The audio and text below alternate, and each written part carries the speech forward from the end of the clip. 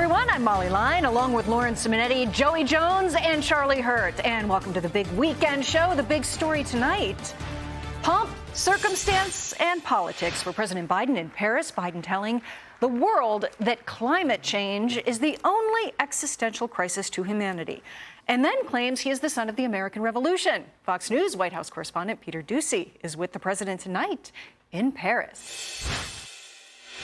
Good evening from Paris, where the sun is setting and where the point President Biden is trying to make is that he thinks Putin could soon move further into Europe, alluding to the fact that a different dictator did that right here in France not that long ago. And I commend France and our European allies for their leadership as well.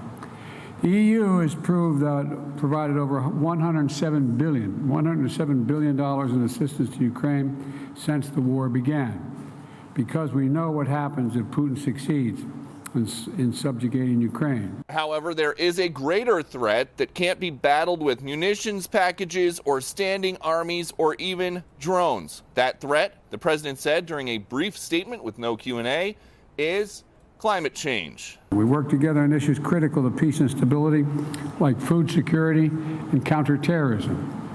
And the existential threat of climate change, which is just growing greater, we're working together to accelerate the global transition to net zero.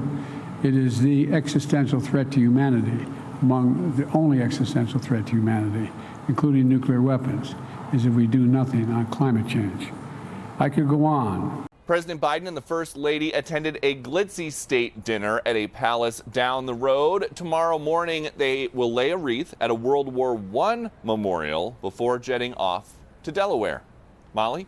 All right, Peter Doocy, fabulous Peter Doocy from fabulous Paris. Pink skies tonight, gorgeous. What do you think? Existential threat. Is climate change the only one, Charlie?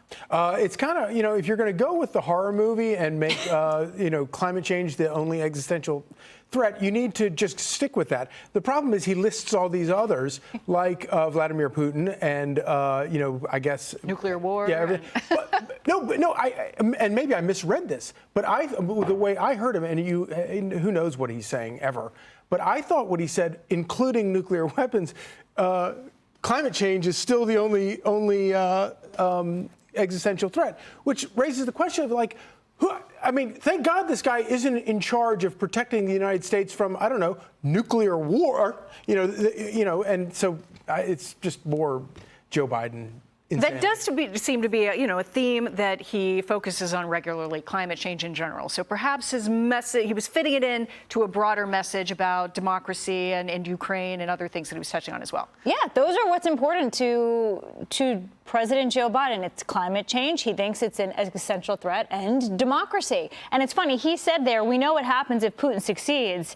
And he didn't say this because of where he was and the 80th anniversary of D-Day. You don't want to talk about the campaign, but the media has done it. They have said, we know what happens if Donald Trump wins the election. There's this constant comparison by many on the left that Trump is just like Putin, is just like, I'll go a step further because Hillary Clinton said it, Hitler.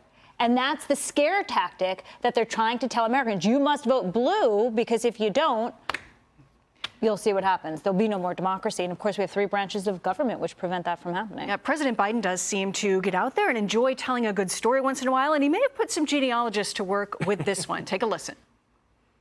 One of the things that's been a legend in my family is my middle name is Robinet. And allegedly, I've been told by my grandfather that this was established. I've not found it yet. Maybe someone could help me. That I'm a son of the American Revolution, because Robinette came over with Lafayette and never went home. He stayed in the United States. So that makes me a son of the American Revolution. I love the story. I like the French pronunciations he worked in there because he's in France. I love it. What do you think? Are you a son of the American Revolution? If I'm the son of a penal colony prior to, so all my ancestors were indebted to someone and came here for hard labor. Yeah. Listen, he pronounced his own name 2 different ways in that. I can't get over that. Is it Robinet or is it Robinette? My understanding was that he's inferring that Robinet, whoever that is, was French. So, I mean, the guy's been Irish, he's been Italian, he's been Mexican and Puerto Rican, he's been some version of African American, and now he's French. He's the Baskin Robbins of presidents. We love him. This is not something we should really even concern ourselves with. It's not what you call baked in. It's just of no concern. This man has lied his way all the way to the top of our government. We obviously, as a voting demographic, just accept these lies. I mean, we let someone be a plagiarist. We let someone lie about important things like how his family was killed in a car wreck. We've let him lie about his son. We've let him lie about everything. Let him lie about being French. I don't care. Is that what you want to be French? I don't want to be French. Fine, go ahead. At least he got the right country, though. I was really impressed that he dropped the French pronunciation in France. I thought that was a step in the right direction. I think it was coincidental.